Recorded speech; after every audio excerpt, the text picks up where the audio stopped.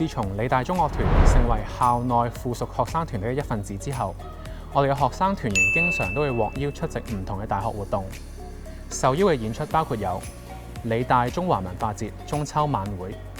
嚴復思想與中華文化現代化國際高端論壇歡迎晚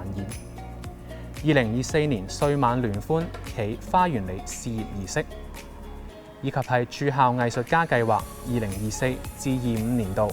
古箏大師周倫倫博士。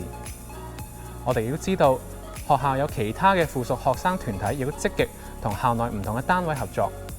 例如有舊年7月由環球事務處舉辦嘅 PolyU Summer Institute， 包括有天文學會、動漫學會、西樂團、中樂團、綜合演藝社、